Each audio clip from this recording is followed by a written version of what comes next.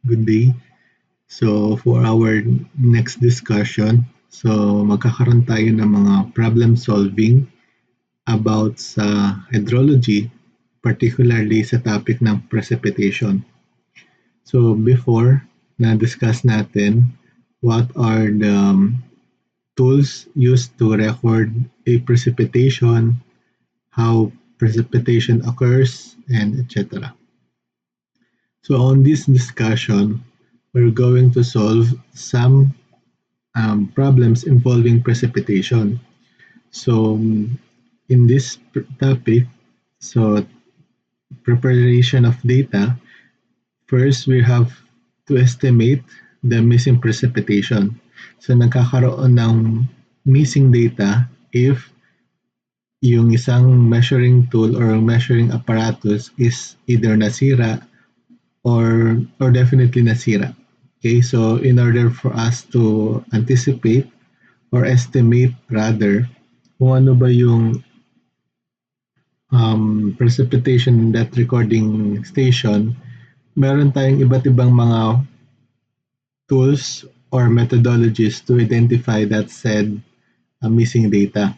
First is yung simple arithmetic average or simply average natin yung mga records natin and yun na yung magiging estimated precipitation ng missing data natin. Second is yung normal ratio method. So, halos kahalintulad lang siya ng simple arithmetic method and meron lang siyang coaching changes o cutting checking para kung ano ba yung gagamitin natin na methodology, kung normal ratio method ba or simple arithmetic method. So, i-discuss natin yan later on. Next is yung inverse square distance method. And to identify the consistency of our records is gagamitan natin siya ng double mass curve technique. So by the way, on this discussion, we will utilize some actual computation and integration of MS Excel. So kahit na MS Excel or Excel yung ginagamit ko for simplified or more fast discussion, tuturo ko pa din yung approach in actual or kumbaga yung manual approach. So parang hindi tayo malito na gumamit tayo ng Excel pero um, napapahirapan or napapadali lang. Okay? So kaya nag-integrate tayo ng Excel para matabulate natin and syempre mapabilis yung computation. But nevertheless, gagamit pa din tayo ng manual computation para mas maging adaptive or adaptable yung discussion natin in your part. Okay? So first is yung simple arithmetic mean. Okay? And basahin ko lang, when the variation of the normal precipitation data of the nearby station is within 10% of the normal precipitation of the station under consideration, then an arithmetic average is adapted. So meron siyang equation na yung missing data is denoted as a variable x. So kung ilan yung data natin, P1, P2 hanggang P na M number, i-average lang natin yun na yung ating magiging missing data. Okay? Para masabi natin na gagamitin natin yung simple arithmetic method is if single lang yung data, definitely simple arithmetic na automatic yun. And however, if nagkaroon tayo ng dalawang data, yung normal precipitation at saka yung what do you call this one? Another precipitation, just like in this case for normal ratio method, is i-check natin kung yun bang mga kalapit or the nearby station is more than 10% of the normal precipitation.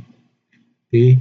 Ulitin ko, if yung normal precipitation daw natin is more than 10% of the normal precipitation, and then gagamit tayo ng normal ratio method. So to have a more comprehensive discussion about the difference between simple arithmetic and normalization method, magkakaroon tayo ng sample problem mamaya. Iba sa bottom line here is, isi-check natin yung mga normal precipitation natin if 10% ba siya less or 10% more than. Okay? But nevertheless, yung equation natin for normal ratio method is yung normal precipitation or normal annual precipitation na X, pag sinabi natin X, ito yung corresponding normal annual precipitation ng missing normal precipitation natin. Okay? N means normal annual and P means normal precipitation. Okay? So, kung ano yung unknown, for example, variable X, ito yung normal annual precipitation na gagamitin natin dito sa main numerator. And yung equation natin, P1 over N1 plus P2 over N2 until such time, ma-reach natin yung overall data na given or yung known na mayroong M term. Okay, so kung halimbawa 10 ito, 10 or number 10 yung denominator natin. Basta M term. Okay. Next, inverse square distance method. It is used commonly by U.S. National Weather Service for the river forecasting estimates precipitation at a point at a weight average. So, meron tayong equation na PO is the summation of the weight factor multiplied by the precipitation divided by the summation of the weighted factor. Whereas yung weight factor natin or yung WF is the 1 over the distance squared. Kaya nga siya tinawag na inverse square distance method. So, ini-utilize natin yung WF, which is again, WF is equivalent to 1 over d squared. Okay?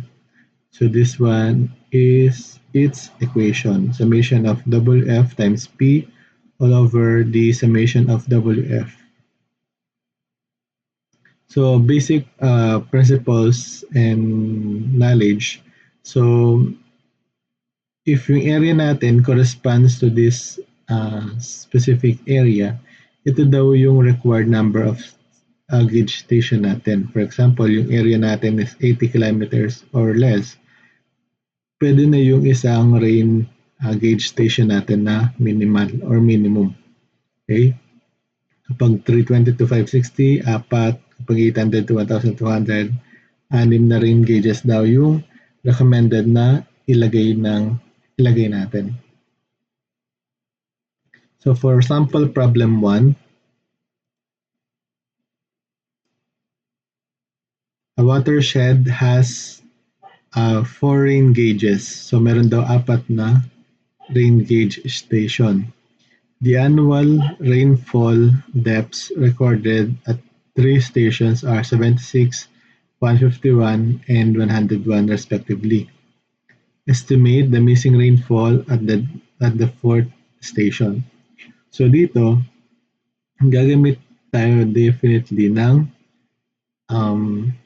simple arithmetic muna. Bakit? Kasi base sa available data natin, hinahanap niya lang muna yung missing data and very basic lang yung or very limited lang yung data natin. Walang palabok or whatsoever. So, simple arithmetic muna yung gagamitin natin. Okay, so yung precipitation natin, 76, 151, and 101. So, tinabulate ko yan dito, 76, 151, and 101. And para ma-identify natin yung fourth precipitation sa station 4, i-average lang natin itong tatlong ito. Okay? Or simply, dahil tatlo yan, i-average natin 76 plus 151 plus 101. And yung i-ratio natin or yung average natin is the number of the available data. hindi kung ilan yung total station or yung available data. Okay, so in this case, i-ratio natin yan into 3. So, yung precipitation daw, estimated precipitation on station 4 is equivalent to 109.333 centimeters, which is in this case is true. Okay, so one of the key, kumbaga challenge nyo dito sa simple arithmetic, baka may estimating nyo or yung ginawa ninyong denominator is the total number of station. Hindi. Hindi, yung lalagay natin dito na denominator is kung ilan yung available station na merong data, which is in this case 3. Okay? So, ganun lang yung pag-compute ng missing data using simple arithmetic method. Okay? For sample number 3, in a watershed, 4 rain gauges, namely 1, 2, 3, and 4 are installed. The depths of the normal annual rainfall recorded, take note, normal annual record or normal annual rainfall recorded at these stations are 80, 65, 75, and 92. The range gauges at station 1 went out. So nasira daw yung sa may station 1. The annual precipitation for that year recorded at the station and the other 3 stations are 90, 72.5, and 80 at station 2, station 3, and station 4. Estimate the rainfall at station number 1. So, tinabulate natin dito, normal annual precipitation is meron daw siyang 80, 65, 75, and 92. 80, 65, 75, and 92. However, during that year, nasira daw yung station 1. Okay? Kaya siya question mark dito. The annual precipitation for that year recorded at the other 3 stations are 90, 72.5, 90, 72.5, and 80. Estimate the rainfall at station M or station I in that year. So, dito meron na tayong data na normal annual precipitation at saka annual precipitation. Okay? So, katulad ng nabanggit ko kanina, na kailangan muna nating i-check kung merong variance yung normal ratio natin or i-check natin yung ratio ng highest or the difference between the highest and the lowest over the highest. Yung variance ng normal annual precipitation, normal. Okay? So, para malaman natin yung ratio niya or yung variance niya is una, i-minus muna natin yung highest value sa normal minus the lowest and then i-divide natin yan sa highest. So in this case, yung highest natin dito is 92.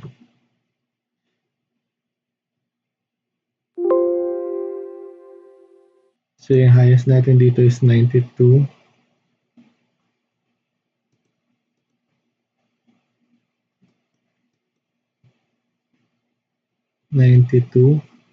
And then yung lowest natin is 65. And then yung highest natin dito is again 65. Para malaman natin in terms of percent, multiply natin ngayon ng 100.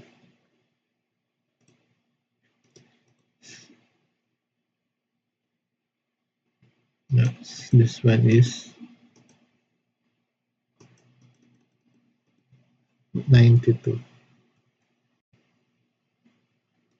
So yung ratio daw ng highest minus lowest over highest is equivalent to 29.35. So if nabanggit natin kanina, if yung ratio natin is less than 10%, gagamitan natin yan ng arithmetic mean method, yung pinakasimple na precipitation identifier natin. Nagkataon na yung precipitation natin or yung ratio natin is 29.35, which is greater than 10%. Definitely, gagamitin na natin yung normal ratio method. Yung normal ratio method is yung this equation, Px is equivalent to Nx over M. Okay? So yung X natin dito is the number of the station being missing. And N dito is the normal annual precipitation ng missing data corresponding or corresponds to. And M is the number of data na given. Okay?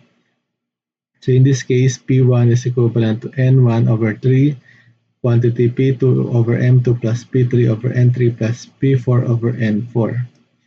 So, using Excel, ito yung magiging sagot natin.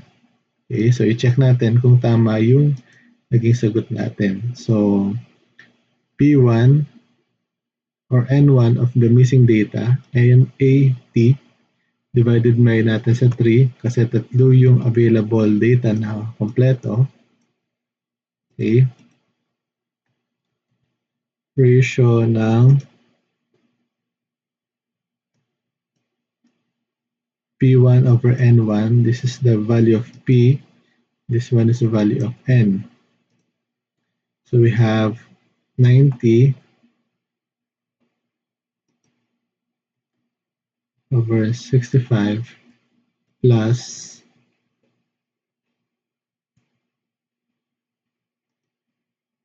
72.5 divided by 75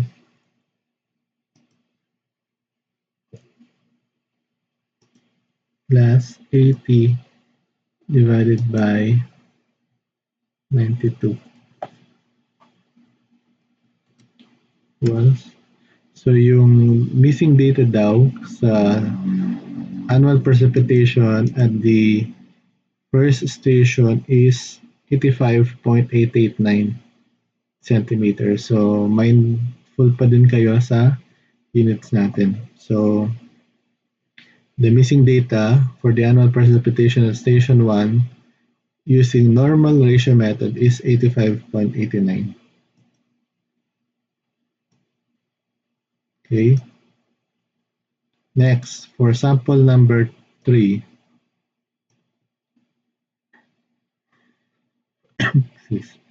Determine the precipitation at station O from given data.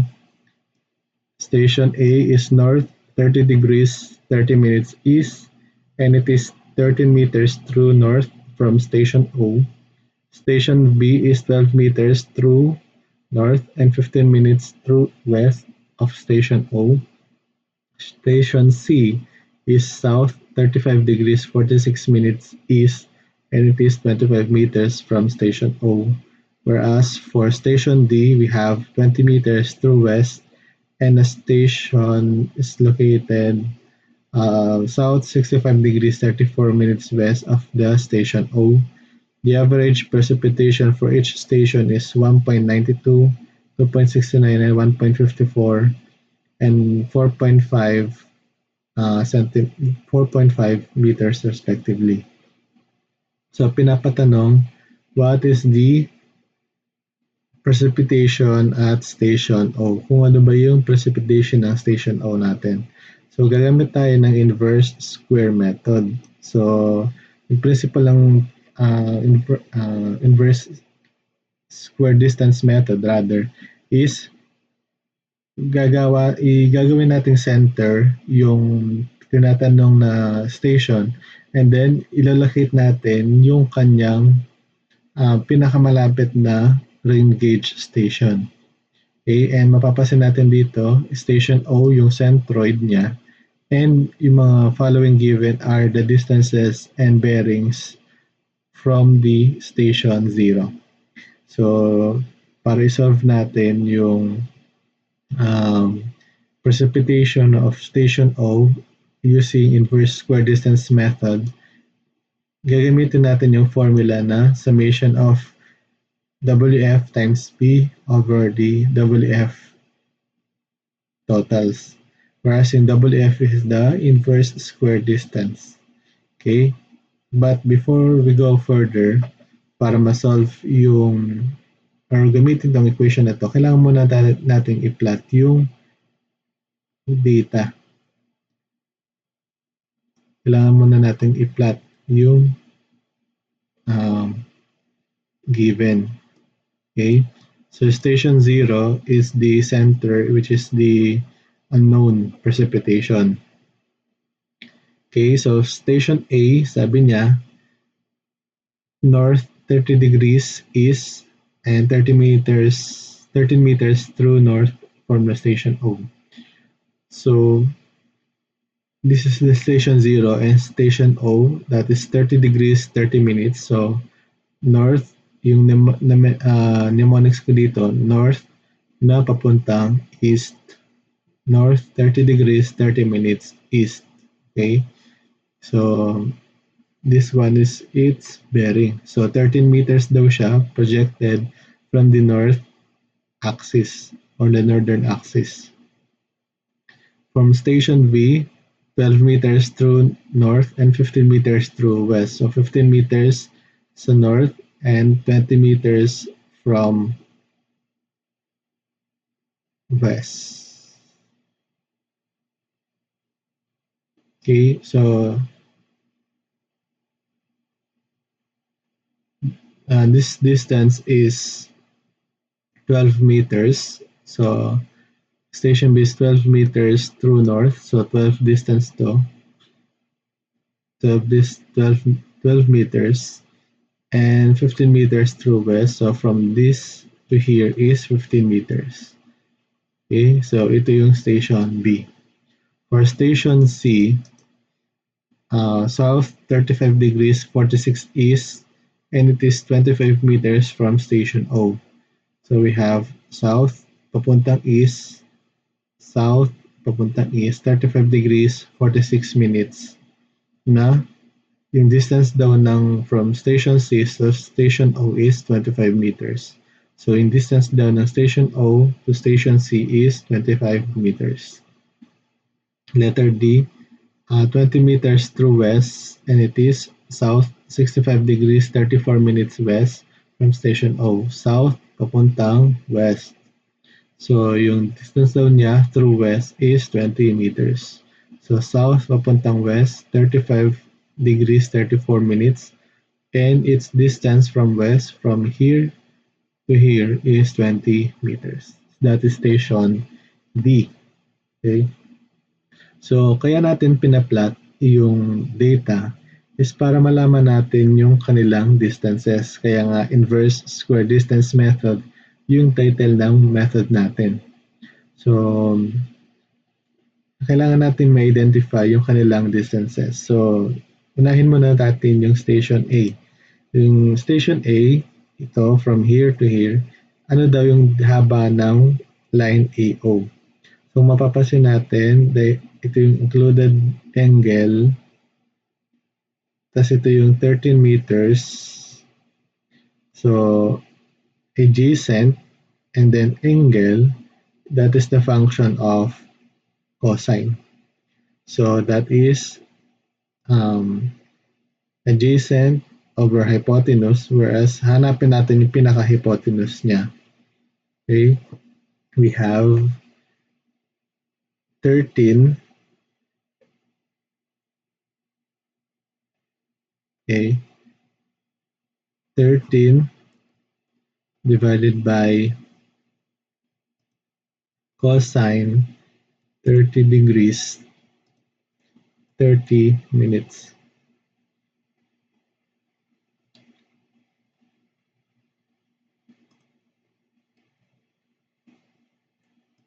Yun yung distance niya, 15.087. And next for station B, so meron siyang given na parang x and y axis which is yung 12 tsaka 15 And alam naman natin yung formula ng distance formula is kapag equation is the summation. Okay, o parang yung Pythagorean theorem natin. 15 squared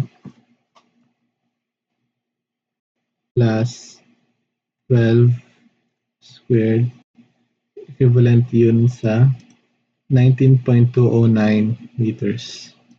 Sa letter C naman, directly sinabi niya na yung distance from O to C is 25 meters. So yung distance natin is 25 meters. And for station D, compute din natin, this is the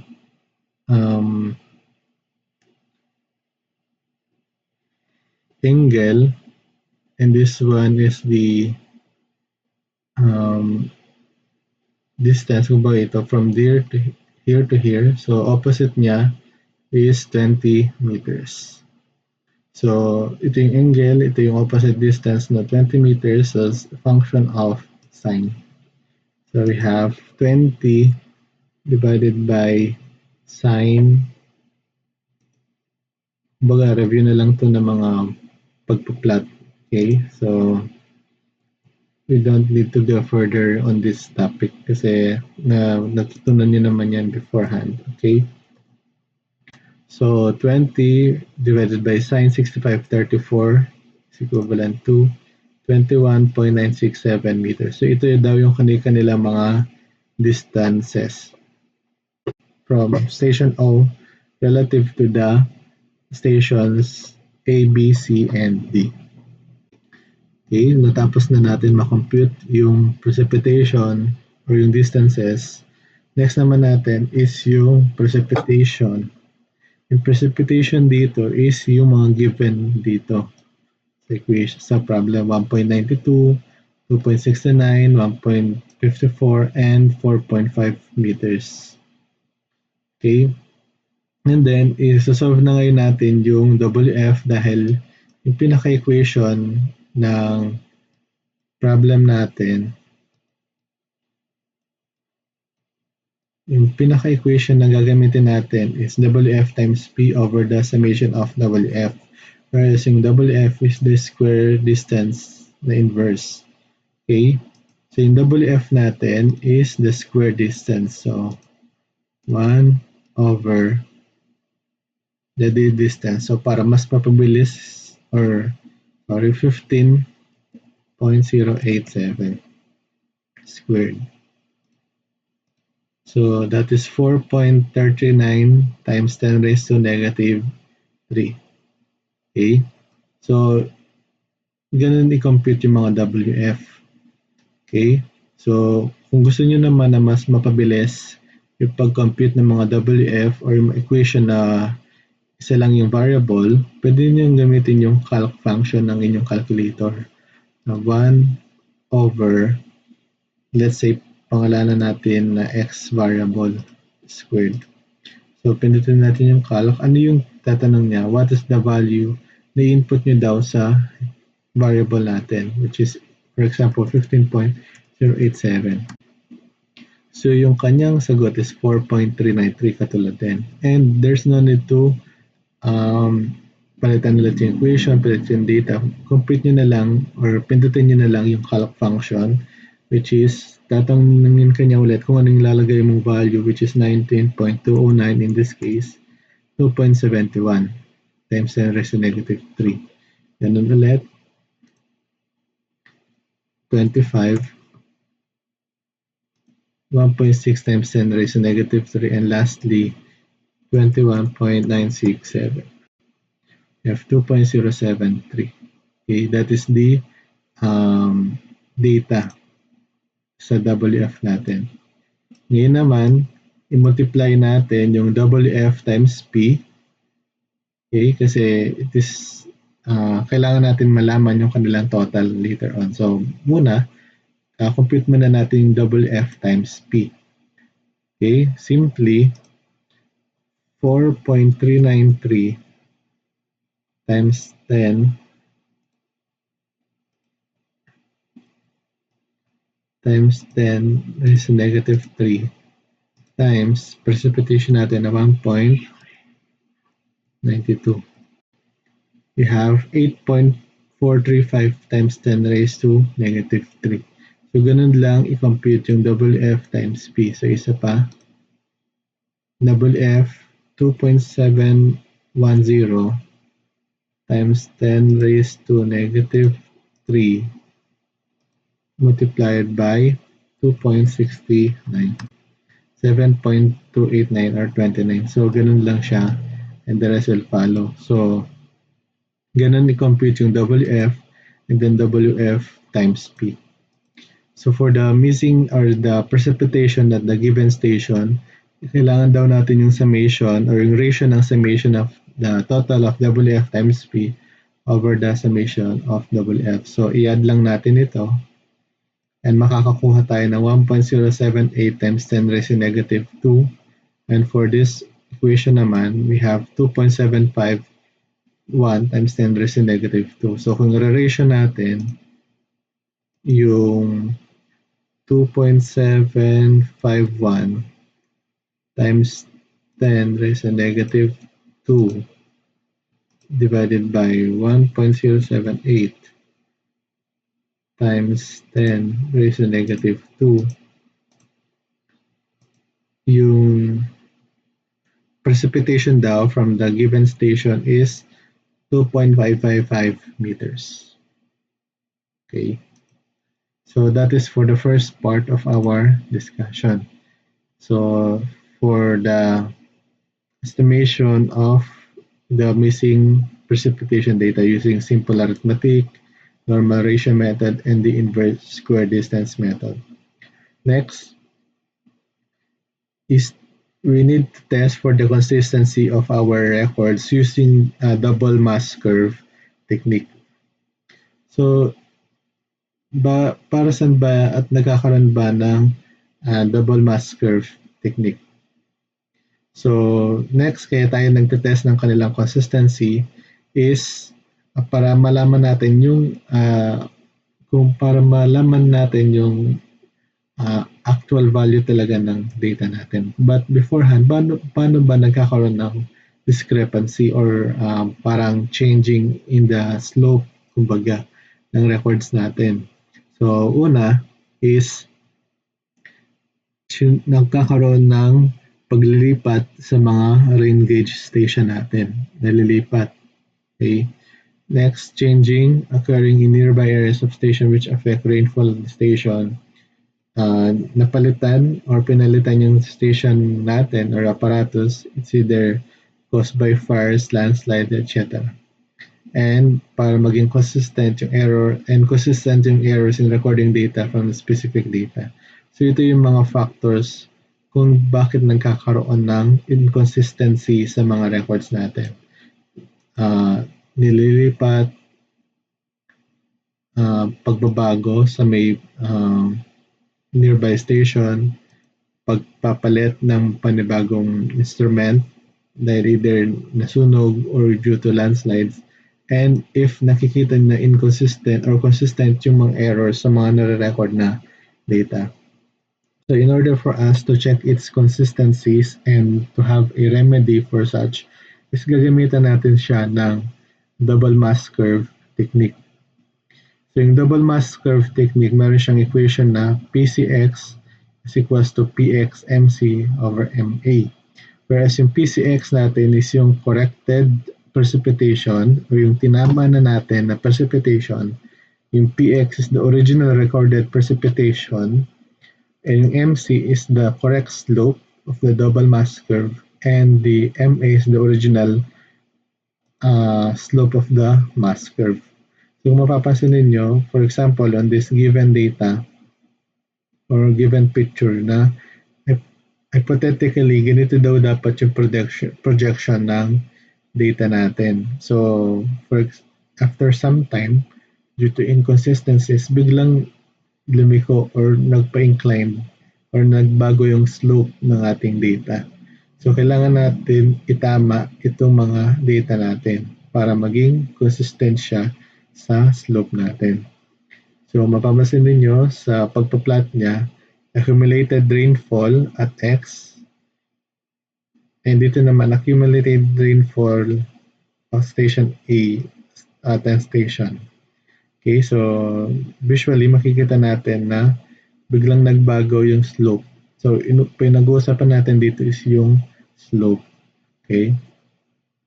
So para ma-solve yun, kailangan muna nating i-plot yung mga data natin. So for the sake of this discussion, at saka para mas maintindihan natin, solve natin yung sample problem number 4.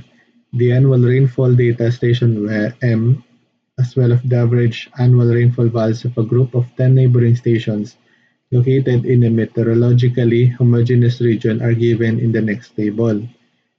Test for consistencies of annual rainfall data from Station M and correct the record if there is any discrepancy. Estimate the annual precipitation at Station M. So ito daw yung mga precipitation data natin na mayroong annual rainfall at ito naman yung average annual rainfall of the group. Okay? From 1950 to 1979, ito yung mga data natin. Okay? Para ma-compute or ma-utilize yung double mass curve,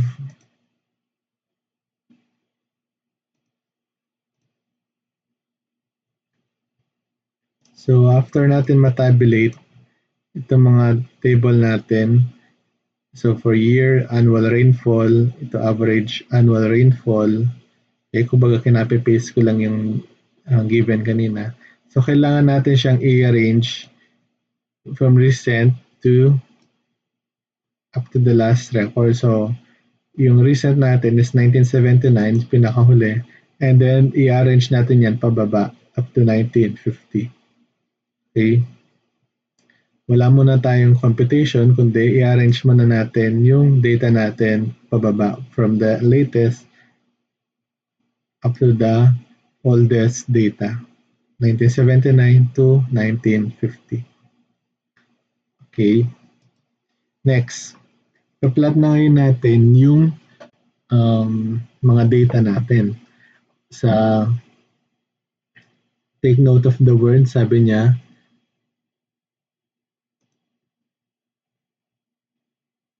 double mass curve is the accumulated values. Okay, pag sinabi natin accumulated, is nag-add tayo ng previous data up to the recent data. Kaya basta yun yung pinaka-keyword ko na pwedeng i-share. Pag nakita niyo yung accumulated, is i-add natin yung previous data plus the actual data. Okay? So ito muna yung pag-usapan natin. Annual rainfall station. Okay, after natin ma-arrange, so kuha na natin yung accumulated. Kamukha nang nabanggit ko kanina, pag sinabing accumulated is the total of the previous data plus the actual data. So dito sa station year 1979, dahil wala tayong data before, wala tayong data from 1980 for example, so i-retain natin yung data ng station 1979 which is yung 612. Ngayon naman, yung sa 1978 is since accumulated yan, previous plus actual is equivalent to the accumulated data. Kaya it represents on this arrow. Para sa manual computation, we have 6112 plus 426. Doon nang galing si 1038. Okay? Para naman makuha yung next data, 1038 plus, kasi ito na yung magiging before, at ito na yung magiging actual for 1977. We have 1038 plus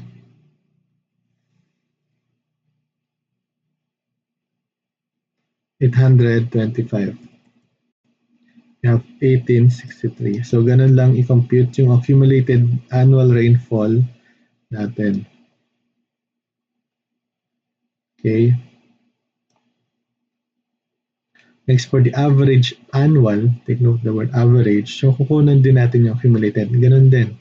So, ito yung previous, actual, accumulated data ng 1979. And since wala tayong data from the 1980s, so yung data natin na accumulated 1979 is still 588. Ito naman, previous plus actual, ito yung sagot. 588 plus 410, you have 988. So ganito yung pag-compute sa accumulated. Before, actual, okay. And then ipa-plot natin itong data na to dito. Pa-plot natin yung accumulated annual sa y-axis and then yung accumulated average sa x-axis.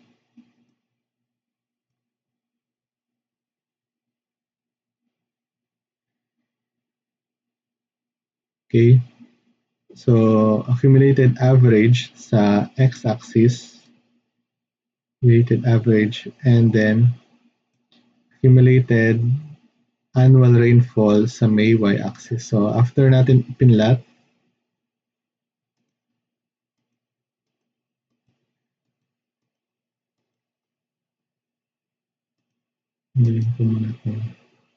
okay, so after natin ma-plot, so normal lang naman ang pag-plot, ito yung normal Cartesian plane natin. So makikita natin na parang nagkaroon ng shift sa slope natin sa 1969. Okay? So kung maglalagay tayo ng line dito,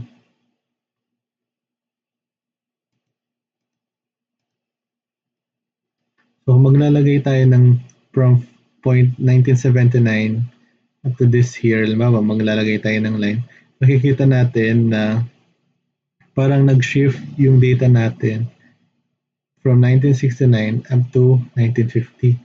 So kasi dapat straight line ito di ba? So ito yung tinatawag natin na inconsistency na nagkaroon ng change of slope, kumbaga.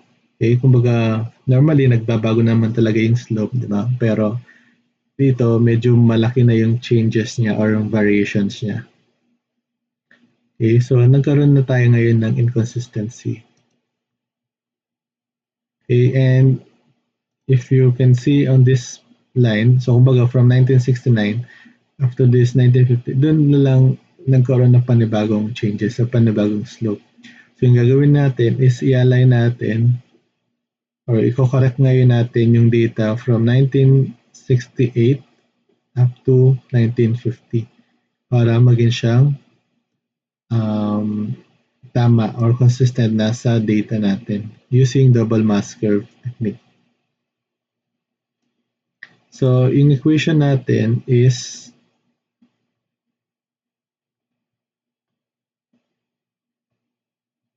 equation ng double mass curve technique is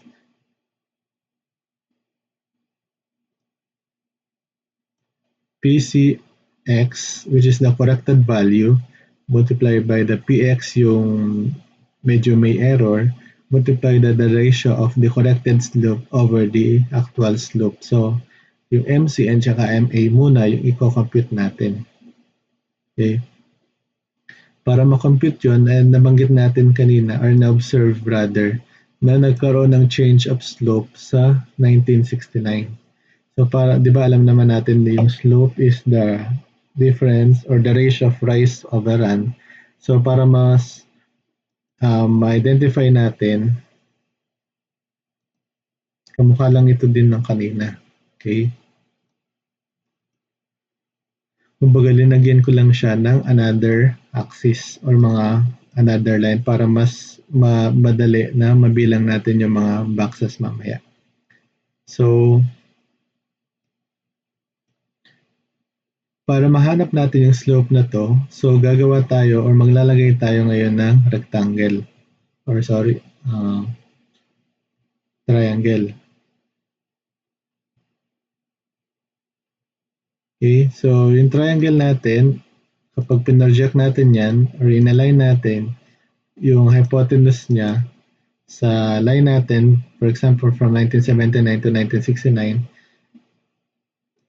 dito na ngayon natin malalaman yung distance niya. Paano natin gagawin? Di ba ito yung x-axis at saka ito yung y-axis. Yung slope is y over x, isn't it? Okay, so wala tayong tool to measure how to identify this distance kapag pinlat. Okay? So ngayon, kaya ako naglagay ng another grids is para magbilang tayo kung ilang box or units yung na-occupy ng triangle natin. For example, in this case, x-axis, disregard nyo muna ito. We have, from this 2,000 to 4,000, meron tayong 20 boxes. Nasa sa inyo naman yan kung ano yung scale na gagamitin ninyo. Pero for in this problem, so gumamit ako ng tig 100 na increment. So 1, we have 1, 2, 3, 4, 5, 6, 7, 8, 9, 10, 11, 12, 13, 14, 15, 16, 17, 18, 19, 20. So, from this distance down na 2,000 to 4,000, meron daw tayong 20 na boxes or spaces. So, dito,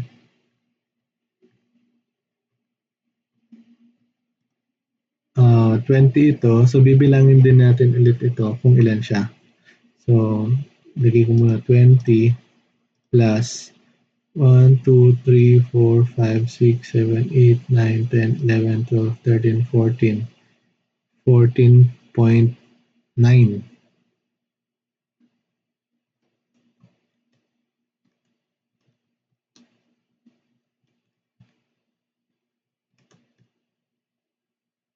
Okay.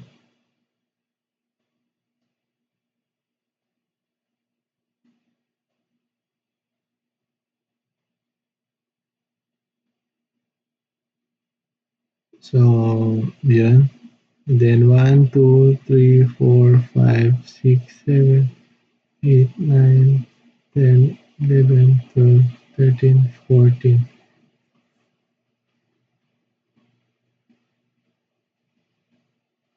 Okay.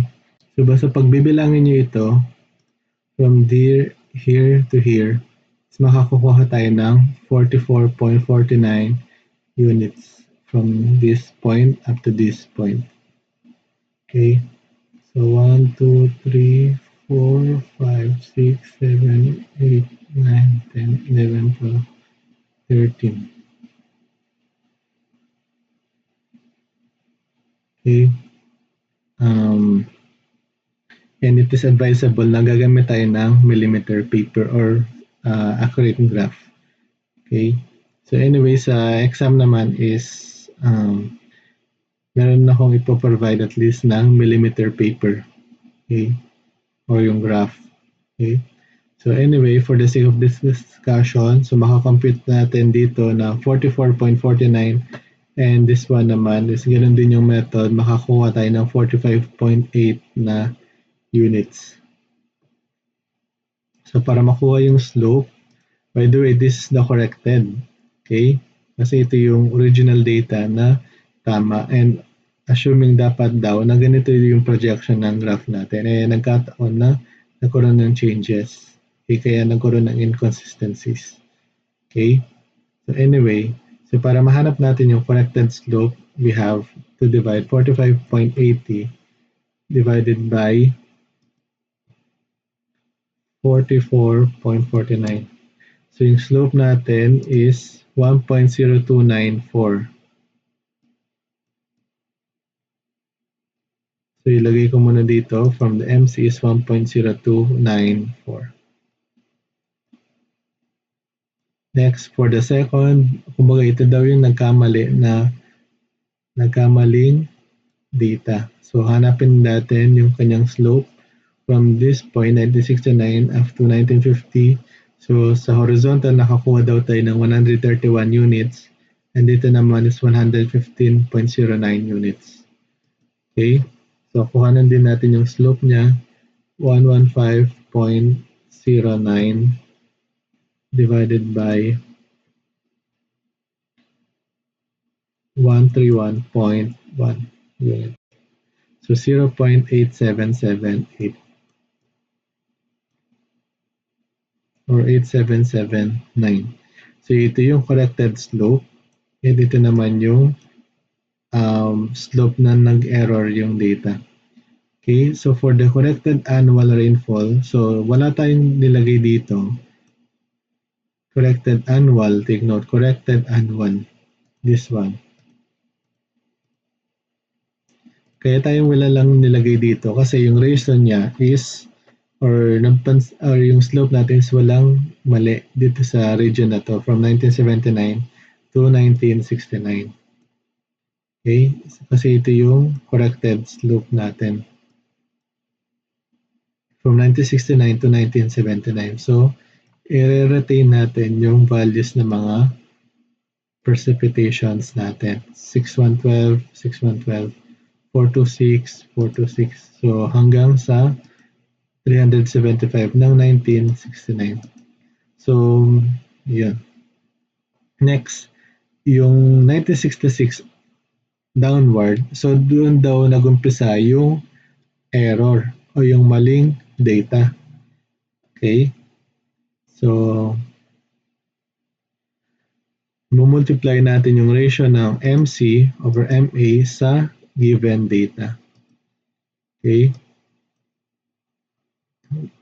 PX or yung ratio ng MC over MA, i-multiply natin dun sa precipitation natin. Okay? So, ano ba yung ratio niya? So, kuhain na natin itong 698. So, for example, variable alpha x times ratio daw ng MC over MA 1.0294 divided by 0.8779. So, shift, calc, ano ba yung hanapin natin? Yung corrected value ng 1968. For example, we have 596. So, yung corrected value na daw niya is 698.8526. So, isa pa. From 1967, we have 573. 573. So, yung corrected value niya daw is 671.883. Yung isa pa. For example, dito sa may 1957, what is the corrected annual rainfall at 1957? We have 431, 505.378. 505.378. So, ganun lang yung kukompute natin for the corrected annual rainfall. Ngayon, for the final annual rainfall, i-round up natin or round down yung na-compute natin sa corrected annual rainfall. For example, 698.8526. So, magiging siyang 699 dahil 698.8 it is greater than 5. So, round up siya. 671.883 naging 672, 1179.3 that is 1171. So, nag-round down. So, ganun lang. I-round down or round up. And then, yun yung tinatanong sa first part na corrected value. Itong mga finalized annual rainfall. For the second part, tinatanong what is the annual precipitation. So, yung total niya is 19,004. Pag-add natin ito, have 19,400. And then yung average niyan is i-average natin itong data na to and makakuha tayo ng 63.47. So, ganun yung sa double mass curve.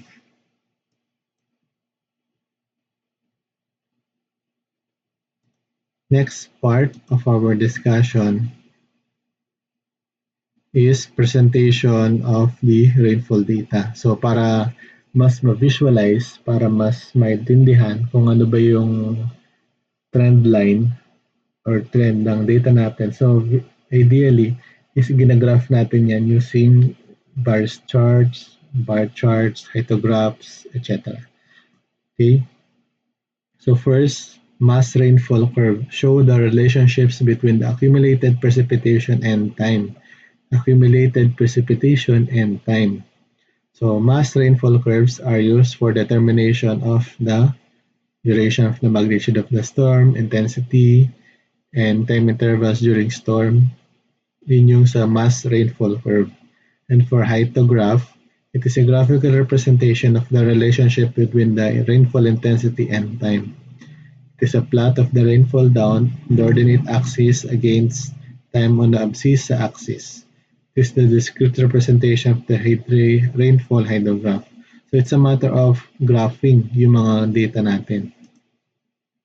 So to further discuss this problem or topic, so solve natin yung sample problem number 5.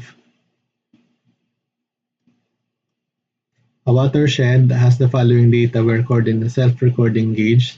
So yung time daw in every 15 minutes. So time since beginning, the 15 minutes, 30 minutes, 45 minutes. So kumbaga ito yung time, halimbawa 3:15, 3:30, 3:45, 3 or 4 o'clock. Ito yung kanyang mga oras kung kailan siya nagre-record. And then yung mga na-record naman niya, accumulated rainfall is 15, 40, 60, 75. Ito yung mga given na data niya. So para ma-plot natin, tinatanong, compute the maximum rainfall. Ano daw yung maximum rainfall na record niya? So sukat natin, i-plot natin 15, 30, 45. Halimbawa, katulad, ulitin ko lang, ito yung oras kung kailan siya nag-record. Okay, halimbawa, 3:15, 3:30, 3:45. Next, solve natin yung interval. So, tig-ilang minutes ba siya nagre-record? Or tig-ilang minuto ba siya nagre-record?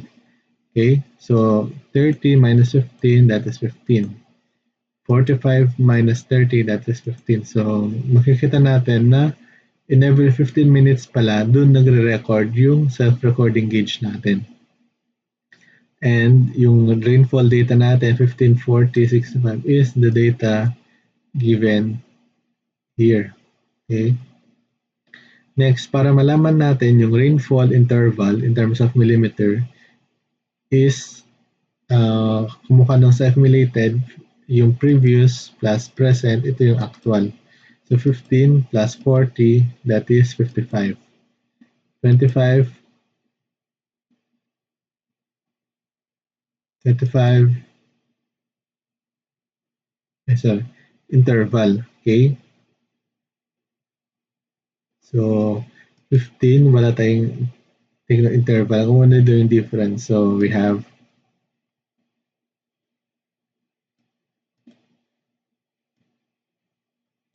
pala pag ganito yung araw natin.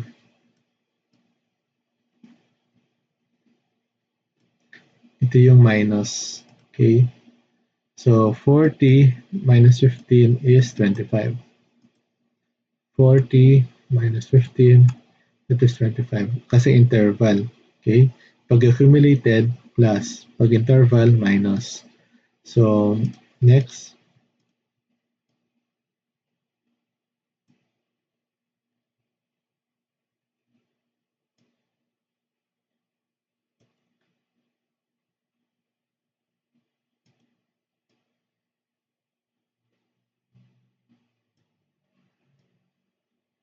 Ito pala yung graph natin. Okay? So 40 minus 15, 40 minus 15, that is 25. Okay? Ito naman, 60 minus 40, that is 20. And ito naman, 75 minus 60, that is 15. So, ganun yung pag-compute ng rainfall interval in terms of millimeter. Ngayon naman, rainfall intensity. So pag sinabing intensity, it is a unit of rainfall over time. Okay? So 15 take note, millimeter per minute. So, i-divide natin yung rainfall interval sa time. So, in this case, yung rainfall natin is 15 and yung time interval natin is 15. So, 15 divided by 15, we have 1.0. Next, 25 divided by 15. 25 divided by 15, we have 1.67. So, ganun kino-compute itong rainfall intensity in millimeters per minute.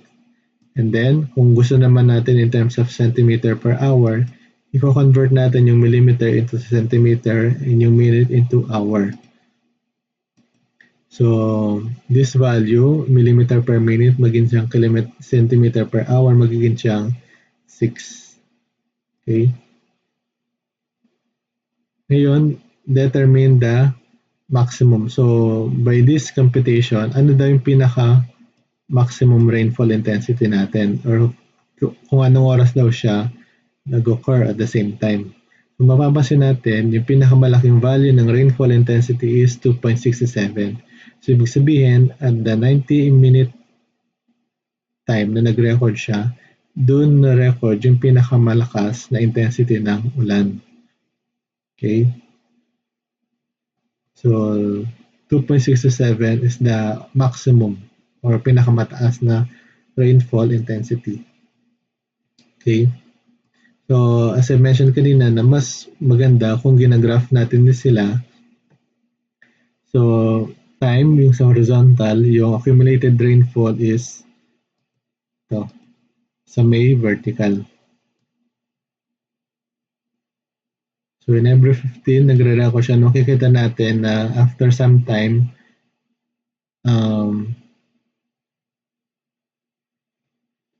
ganito yung projection ng mga rainfall natin. And kung gagawin naman natin siya ng hydrograph o yung bar chart, kumbaga, time beginning the storm in minutes. So makikita natin na totoo nga na nasa 90-minute time siya na-record yung pinakamalaking value. So pina-plot natin yung time, pina-plot natin yung rainfall intensity. Okay? It's a matter of plotting lang. So, yun. Di ba, napansin ninyo na mas visually pleasing kapag nakagraph yung data natin. Makikita natin yung pinaka-projection niya. Okay?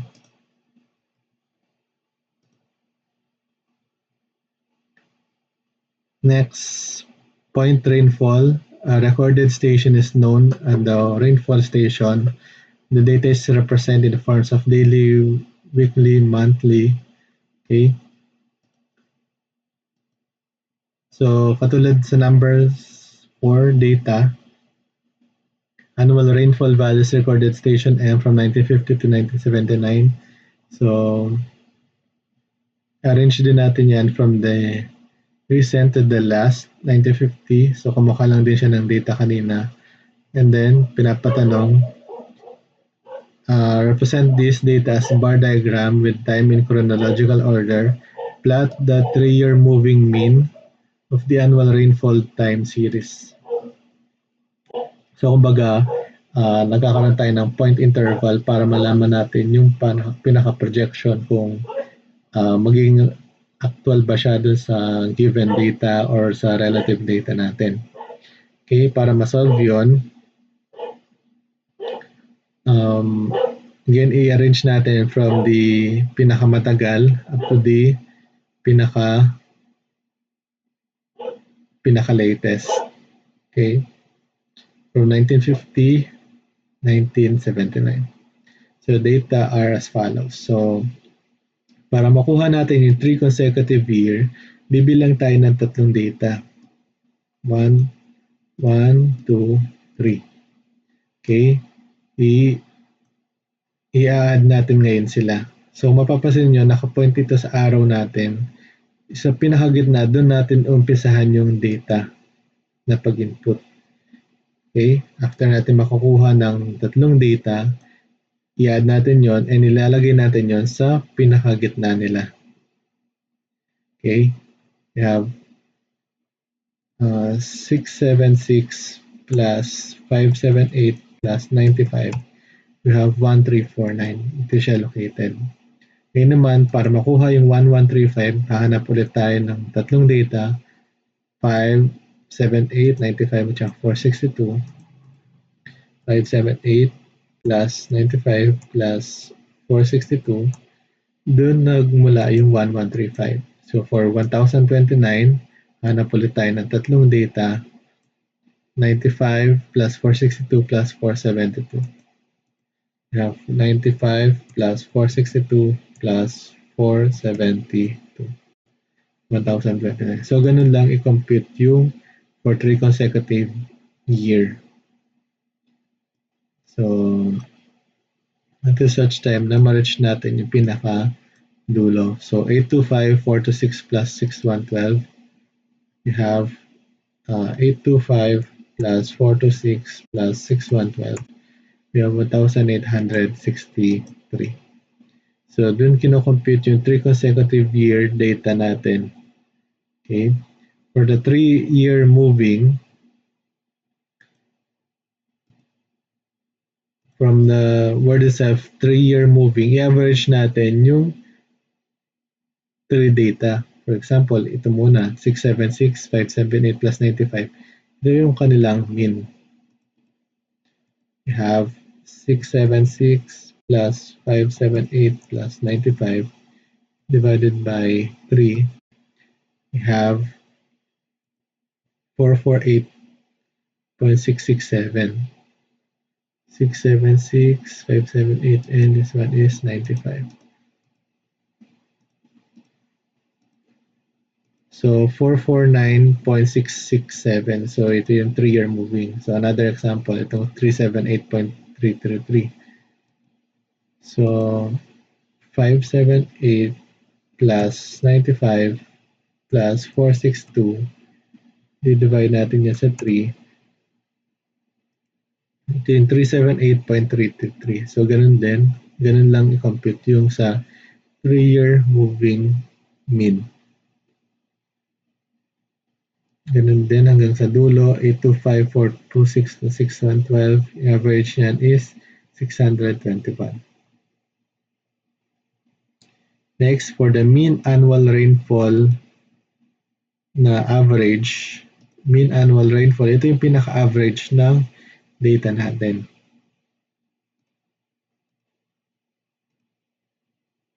So, i-add natin ito or i-average natin ito, itong selected data.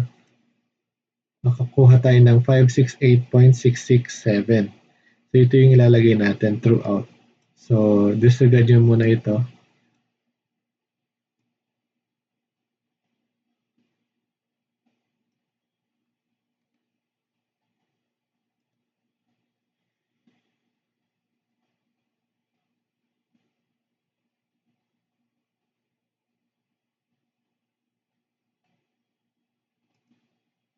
Okay? So, ito yung ipa-plot natin mamaya. Yung sa 3-year consecutive year, 3-year moving mean, at saka annual. Ito yung plot the 3-year moving mean of the annual rainfall. Okay? After natin ma-compute yung 3 consecutive year na total, yung 3-year moving, at saka yung mean annual rainfall, so pa-plot na ngayon natin siya dito.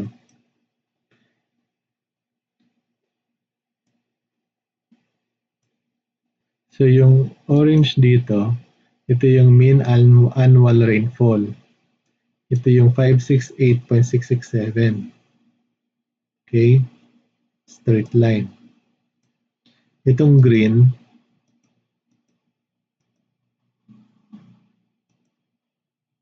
is the annual rainfall at station M. Annual rainfall at station M.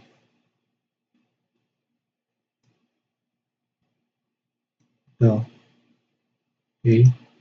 676, 578. And then yung 3-year moving natin is the blue. Okay? So yung horizontal axis natin, itong year. Itong Sa vertical axis naman, yung annual rainfall station. Okay? Yung mga precipitations natin. So, ganun lang siya, yung graph. So, ibig sabihin, makikita natin kung ano ba yung magiging itsura ng ating annual rainfall station. Kung masyado ba siya or kamukha lang ba siya ng ating 3-year moving mean na sinasabi. Okay? So, ganito yung projection niya. So, okay.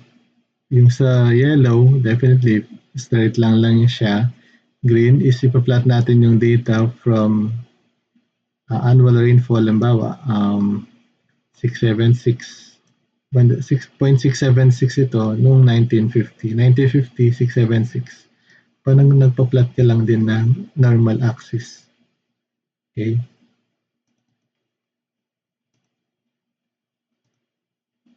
Second point,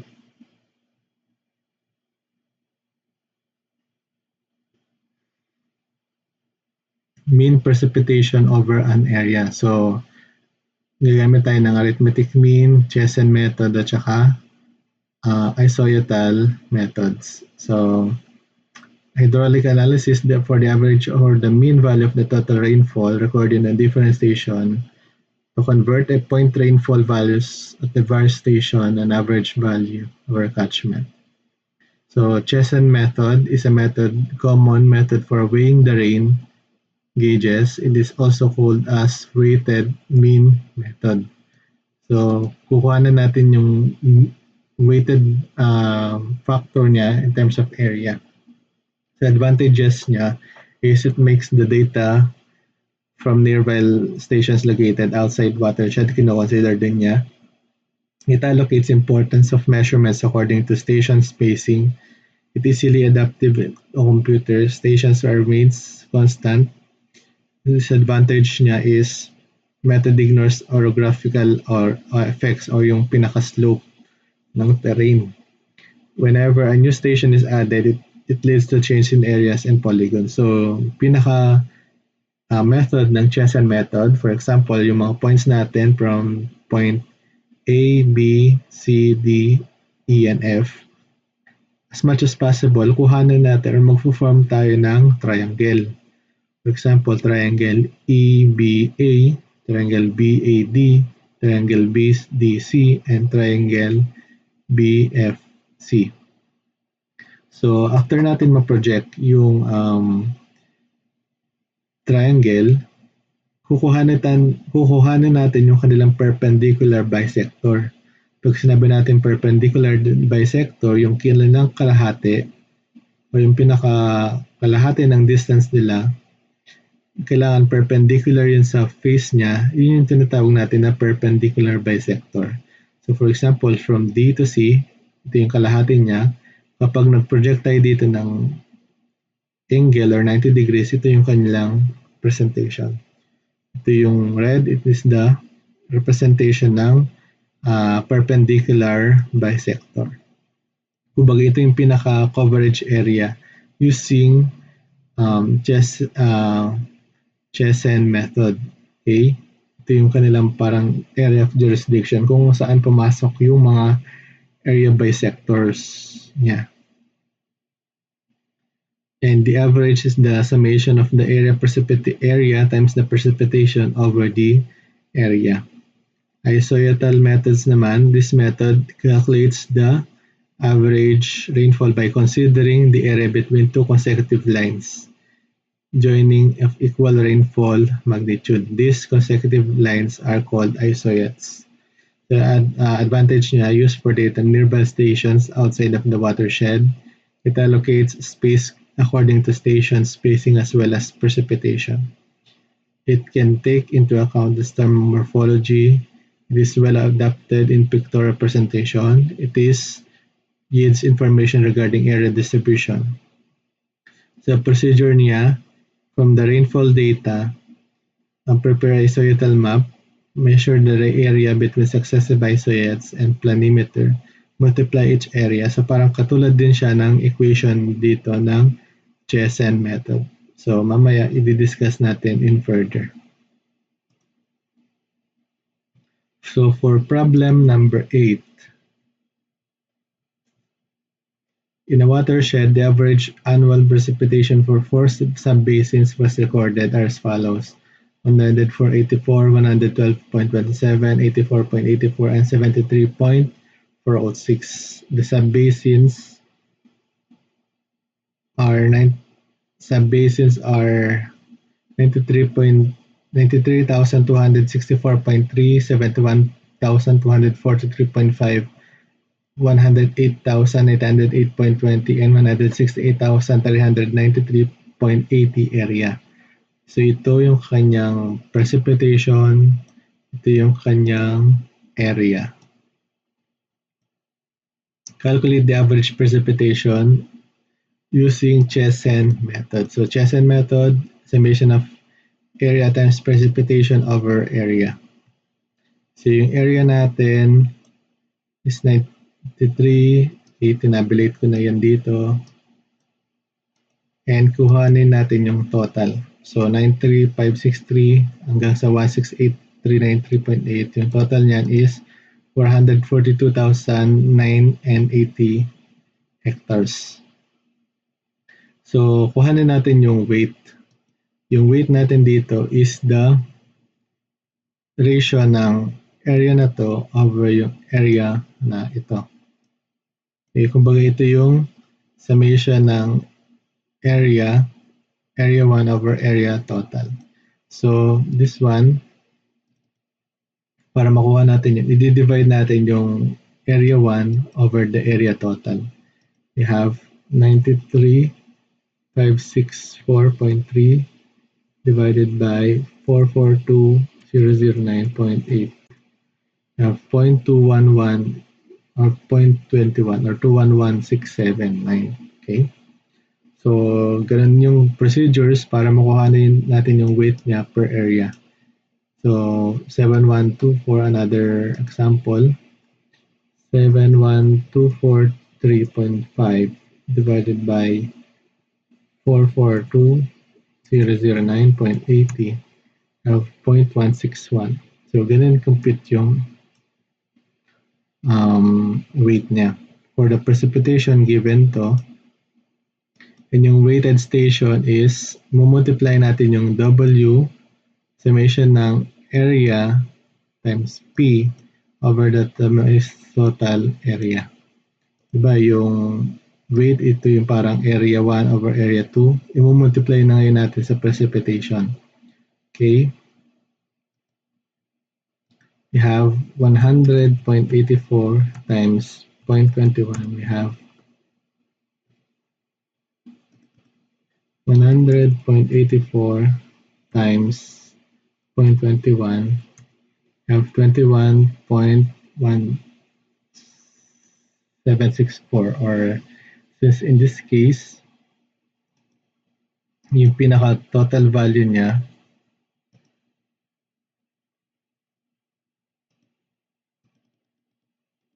medyo kasi ito, irrational number. So since Excel, kinoconsider niya yung whole value. Pero in our discussion, as long as the equation is correct at saka konti lang na yung difference, wala tayong magiging problema doon. So sige, i-relate na lang natin dito. Correct ko na lang. 0.21 times 100.84, 21.1764. 21.1764. Naman,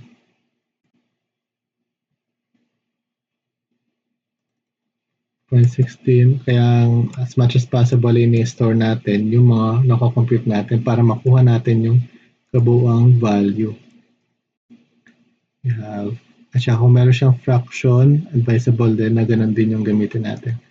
17.9632. Ito naman, 0.25 times 84.84. 21.21. 21.21. And lastly, 0.38 times 73.406 of 27.894. 27.894. And then yung pinaka-total niyan is ito na yung hinahanap natin na average precipitation using Chesan method. 88.20. Yung total ito. 21.18 plus 17.96 plus 21.21 plus 27.89. We have 88.20. Okay, that is for problem number 8. For problem number 9,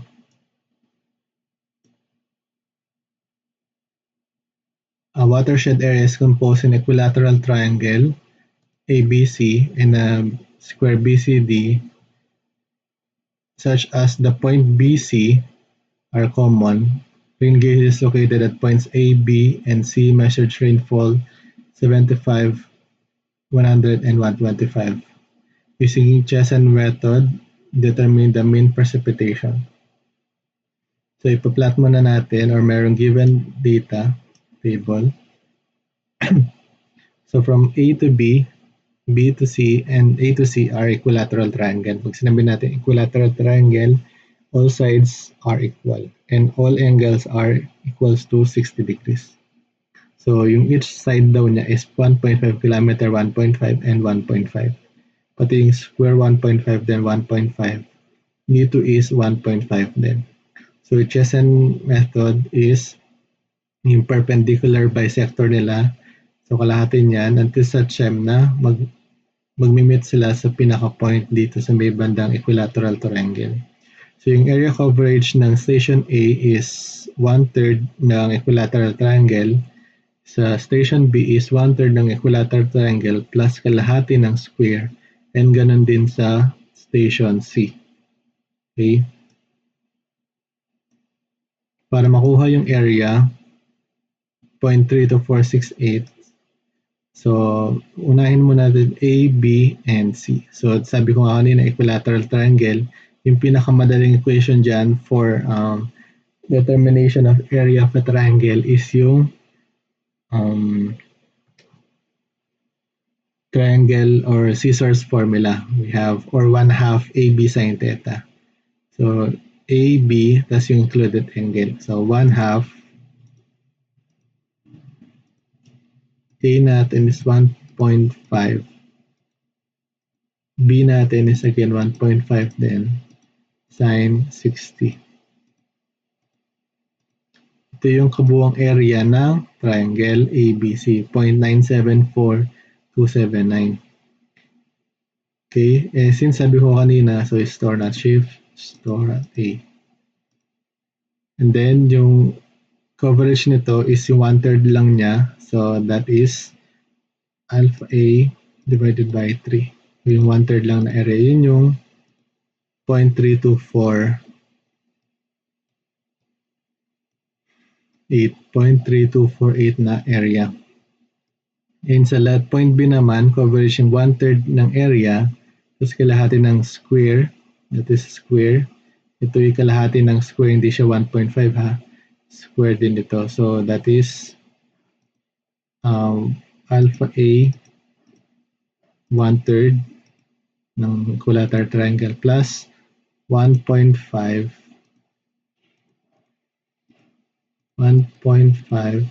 times 1.5 over 2.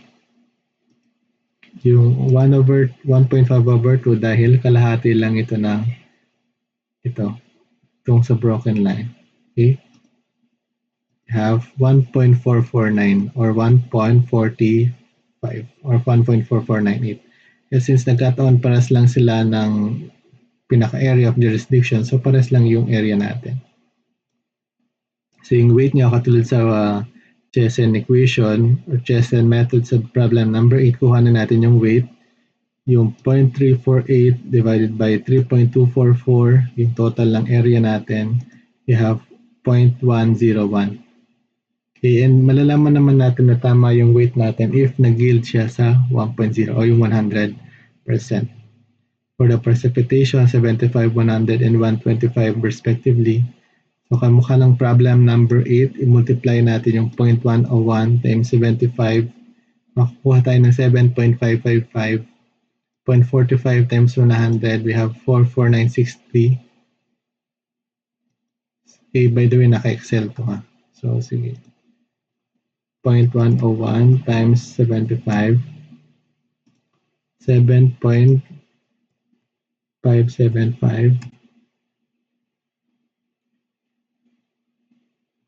We have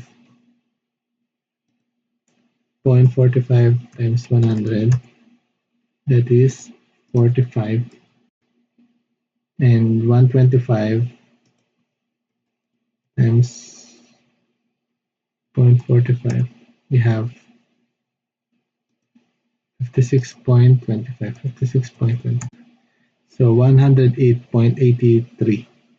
Yun yung average rainfall natin using Chessen method. Lastly, for problem number 10, 500 square kilometer watershed ICETs were drawn. Meron tayong rainfall during a storm. Meron tayong ICET interval na 20 to 17, 17 to 14, 14 to 11, 11 to 8, 8 to 5, and 5 to 2. So yung inter-ICET area nila is 71.5, 125, 110, 75, 50, and 68 square kilometers respectively. So yung precipitation natin, 1 are given. So yung ICET interval, ito, tinabulate ko dito. Yung ICET inter area is ito. And kailangan yung interset IOT area, kailangan mag-yield siya sa 500 na stated dito. 500 square kilometer. So yung fraction area, kamukha din ng kanina, i-divide na ratio ng 71.5 divided by 50 or 500. So we have 143. 125 divided by 500, we have 0.250. 110.5 divided by 500, we have 0.211. So, malalaman natin na tama yung kinompute natin if nag-total yan sa 1.0. And katulad kanina, sa problem 8 and 9, multiply natin yung fraction or yung ratio sa precipitation. 18.5 times 143, 2.645. 18 or 15.5 times 0.250, 3.875. So until such time na kapag tinotal natin yon, nakuha natin is 11.834. Ito yung tinatanong na average mean using ICETL method. Okay?